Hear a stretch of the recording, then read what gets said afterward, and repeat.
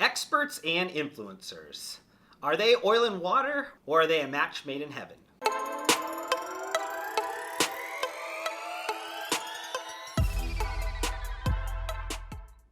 When you hear somebody talking about experts, or maybe they're talking about influencers, do you form an opinion in your head? Do you have an idea of what you think an influencer maybe looks like? Maybe what an expert looks like? Or are they similar in your mind? Do you think they're the same thing?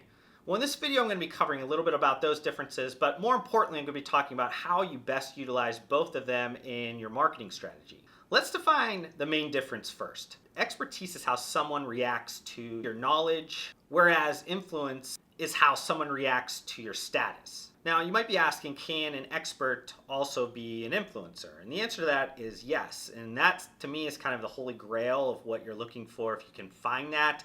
Market research has kind of validated that, shown that if you can find an expert that also has a bunch of influence, that's kind of your best case scenario to be able to leverage that marketing asset to create sales, create exposure, create engagement, kind of all the positive attributes in terms of why you would be looking at experts or influencers in your comprehensive marketing strategy. And if you are kind of the top of the top, you have the most expertise in your niche, you tend to have influence that comes with it because people are listening to you, people are kind of hanging on every word that you say. You can create calls of action to mobilize that community that you've created. Now, the tough and tricky thing about experts, especially experts of the older generation, not to throw out some ageism type of a situation, but if you didn't grow up around social media, you didn't embrace social media, the power of social media, you tend not to have a leverageable social influence because your expertise is really built around more of the analog world.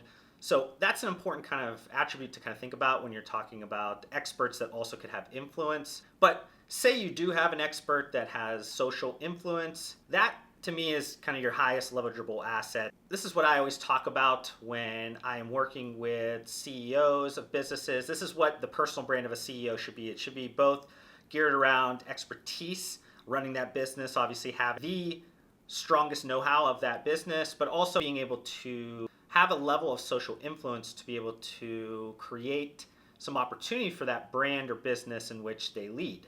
Now, how do you measure expertise and influence? Now, expertise is a little bit easier, especially if you are searching for experts within the industry or expertise that you have already. You tend to understand if somebody is real or fake because you yourself or the people within your business should also be experts, some level of expertise, so they should be able to sniff out if an expert is kind of faking it. But what we're talking about here is market validated thoughts and the ability to create community around those thoughts. And that's usually what you're looking for and how you can gauge the level of expertise when we are evaluating an expert.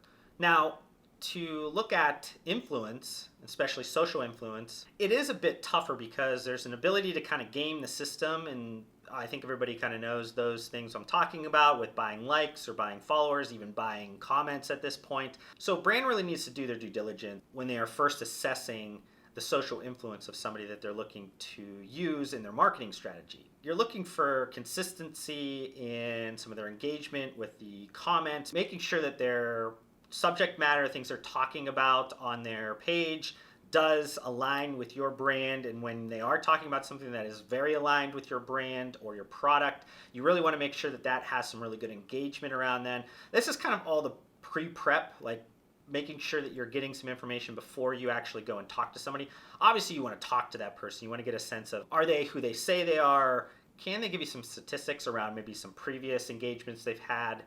Just some different things that you're looking for to establish what level of influence this person has. Because usually levels of influence, most of the time when you're looking at like nano influencers, micro influencers, or just like mega influencers, you tend to think about those things in like counts of followers. The buckets that analysts or social media people put them in is usually around follower count. But to me, I think those come down to more of like the engagement, more of the actual influence. Like, you know, a nano influencer, somebody that has like less than 25,000 followers, could have the power of somebody much bigger than them if they have a very close-knit, very strong influence on their smaller following. Now, a mega influencer to me is kind of the trickiest one because you have the most opportunity to gain from that, but you also have the most risk because there's going to be a higher cost. Mega influencers to me are kind of these viral type of personalities, actual celebrities in the arts or sports type of areas. So music, a sports athlete or star, maybe an actor, actress, somebody that has a lot of influence in the world in terms of their profession, but like I said, doesn't necessarily mean that those mega influencers are going to create a ton of opportunity. It could also create a lot of exposure, a lot of liability for you. Now you might be thinking, with all the red flags you're hearing about with social influencers, why even use them? Why not just go straight to experts? Because it seems like experts would be a lot easier to assess and understand their value.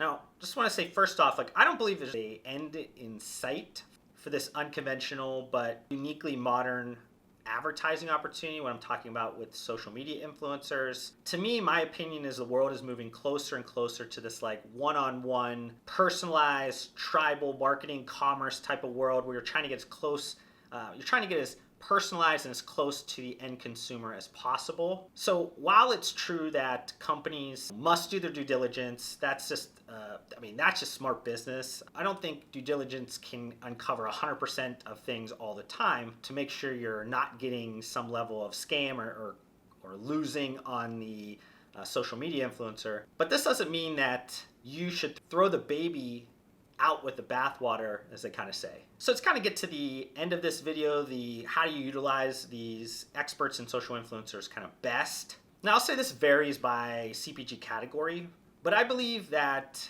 experts and influencers are best used in conjunction, not separate. If we're looking at my focal CPG categories like functional foods and beverages or nutritional supplement, leveraging experts and influencers are about solving two problems. One, cutting through the noise of heightened competition. A lot of growth in the industry, also a lot of new brands, new products constantly getting kind of intertwined into those categories. So you have a ton of noise that's being created there. So you want to try to cut through that. Secondly, you want to cut through the noise of information overload.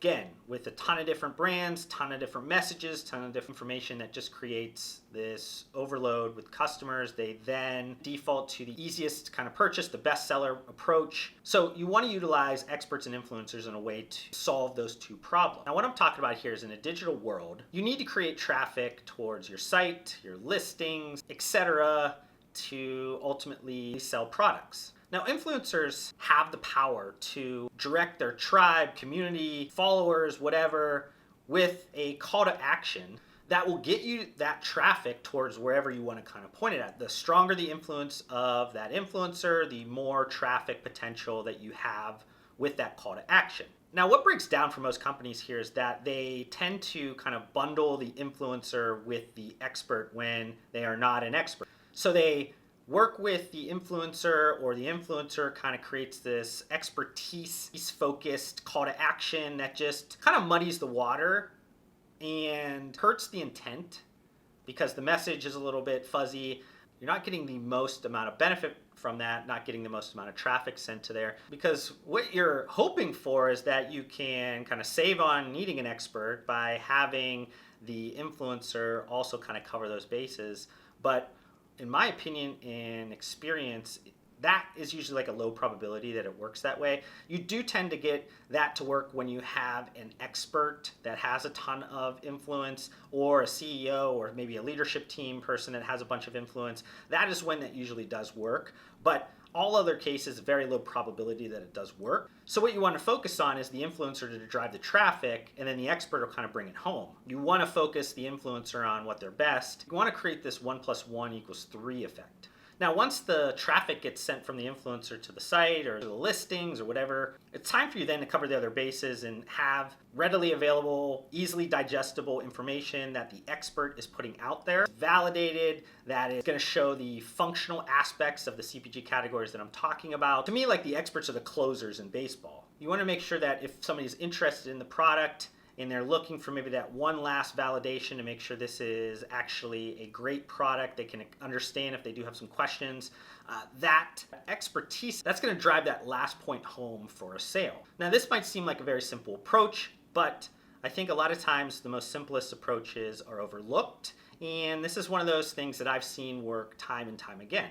Now, for those brands that maybe are listening, or professionals that are listening to this video and saying, I don't sell a lot online, I'm very much an analog business, what I'll say is you need to take a look at some of the recent surveys, some recent data that's been put out over the last several years around how much of the sales discovery, how much of the sales process for a customer starts online. I think you'd be surprised to hear that it's somewhere in the 80 to 90% tile, depending on which survey or data point that you're looking at. But what this means is that digital is honestly like the front door to retailing. You need to utilize the marketing strategy that I explained, making sure that you're putting all of that information out to activate consumers that are maybe just trying to get information for a purchase offline, for the consumers that are looking to purchase online. Regardless, this is kind of the starting point now in 2019 for consumers. So you need to make sure you're not watching a video like this and saying, well, this isn't for me, because it is for you. It's one of those things that are very misunderstood and it needs to be better understood by companies that are very focused on physical retail sales. Thank you so much for watching this video. If you want to help support me, make sure you guys hit that thumbs up button on this video. If this is the first time you've been introduced to my videos, would love for you guys to be a part of my community by subscribing to my channel. I upload several videos just like this weekly. And if you guys want to connect further outside of this platform, I do include all of my social media links down below. I just want to thank you guys again for your time. Hopefully I gave you some value in return, and we'll see you guys on the next video.